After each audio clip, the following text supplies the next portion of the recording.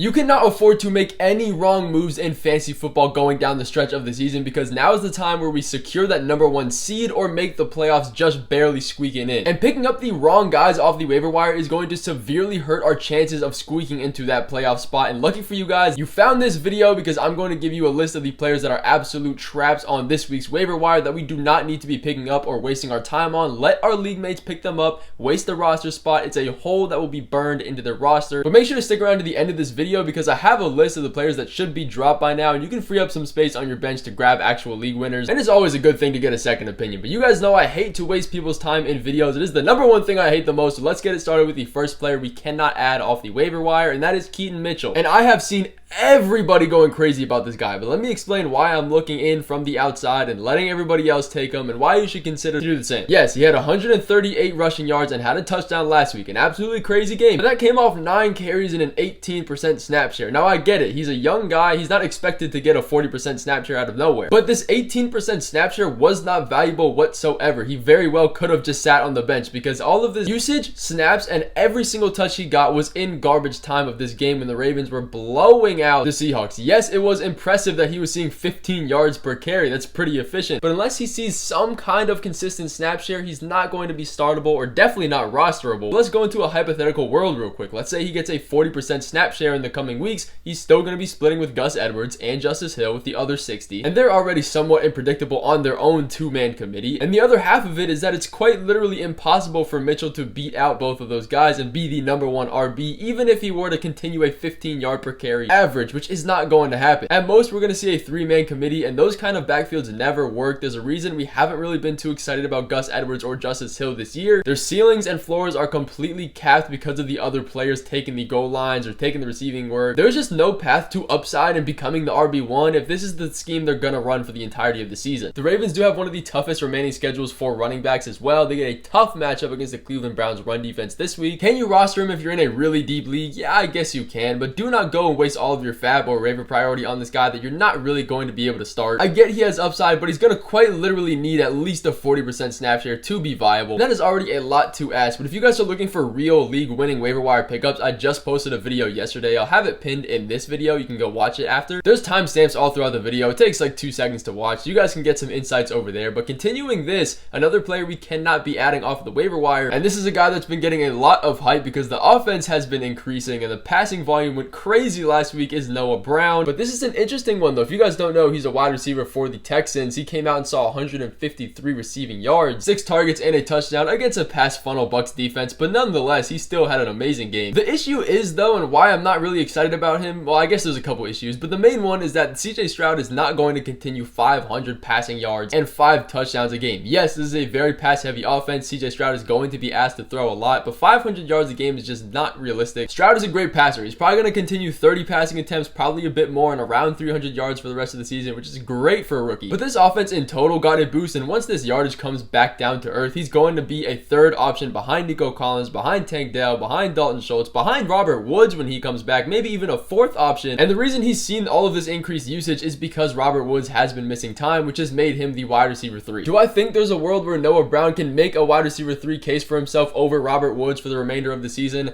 There's definitely a chance, but I don't see him getting over a 75% snap share, even if that were to happen. Fantasy points don't always dictate fantasy value. I know he had a great game, but so did this entire offense with no Robert Woods. When he comes back, he's going to fall back into a wide receiver 4 role. If you want a guy with upside, go with Tank Dell, go with Dalton Schultz. They are probably on the waivers. If not, they just got taken. Temper your expectations for him for the remainder of the season. He's really not worth a bench spot because he has no value and upside. If Robert Woods continues to miss time though, he's a fine borderline flex play. You can consider it. But another trap on the waiver wire I've been seeing some people want to pick up just for the security is Kenneth Gainwell. And this is one that's kind of a double-edged sword here. Yes, he's averaging 6 fantasy points a game, and he seemed like one of the more consistent waiver wire running backs, but he's really only worth a roster spot if you have DeAndre Swift and nothing outside of that. He scored a touchdown last week, had 5 receptions the week before that, and then another touchdown before that, so his fantasy value has been a little bit increased more than usual, but he's only getting a 30% snap share continuously across the season while DeAndre Swift is healthy. So until that changes, he's not going to be a guy we need on our roster. The only way you can roster him is if you you have DeAndre Swift. He was a guy we were somewhat interested in the beginning of the season until we figured out how this backfield was going to be split. He just doesn't get enough usage on his snaps to be a rosterable guy. But if you considered adding Odell off the waiver wire this week, do not do it. I know I've had him in a video before, but people keep doing it and his roster percentage keeps going up slightly, and I don't like to see that. Let me explain why. Yes, he comes out and has a great game. 14 fantasy points, 7 targets, and a touchdown. But Zay Flowers is still the wide receiver 1, regardless of how little usage he just got last week, and I am not trusting Odell Beckham in 2024, at least until he sees a consistent snap share, which doesn't look like is going to happen. He has not surpassed over a 60% snap share on the entirety of the season. If he can't stay on the field, he's not going to be valuable. He gets a terrible matchup against the Browns defense this week, which are bottom 5 in points allowed to wide receivers. They do not let up very many points all over the board. Then he has his bye week in week 13, an insanely tough schedule after that. There's really just no point to be grabbing him. Get some other guys with upside. Again, if you want the list of players with actual league winning upside, you can go check the video that I posted yesterday. But with him being a third option behind Zay Flowers, behind Mark Andrews, in an offense that doesn't pass more than 30 attempts a game, there's not much of a ceiling and there's not much to be excited about. The Ravens put up almost 40 points. That is why he had such a good game. There was a lot of opportunities. Those kinds of things aren't going to be consistent, so there's no point in grabbing him off the waivers. But another guy we cannot be adding off of the waivers very quickly here is Darnell Mooney, who is a wide receiver 2 on the Bears offense. He's averaged less targets per game with Justin Fields than he has with his backup. Yes, he came out with 82 yards and 5 receptions last week, a pretty good game for him, but that is not going to continue. It is not consistent, and when we look for players off the waivers, we look for target consistency. Fantasy points aren't always what we look for. If they have the targets and they have the volume, maybe they just can't produce or the balls aren't catchable, they still have the time on field and the opportunities to get that increase in fantasy value as the season goes on. But this is just not something we have with Darnell Mooney, and it doesn't help that this offense just does not pass enough to really create any valuable pass catchers outside of DJ Moore. Again, it doesn't help that he's a third option behind Cole Kmet as well. I get the waivers are really bare this week and there's not too many options, but the Bears have a terrible schedule for fantasy wide receivers and one of the hardest fantasy playoff schedules. They get the Browns and the Falcons, who both have really tough pass defenses. Usually getting guys for short-term value is okay, but he doesn't have any short-term value and especially no long-term value. And as promised, I wanted to give you guys a list of players that are safe to drop. If you have them on your roster just hoping for some good production or that one breakout game, it's not going to happen. We can drop these guys and free up some space for some real league winners.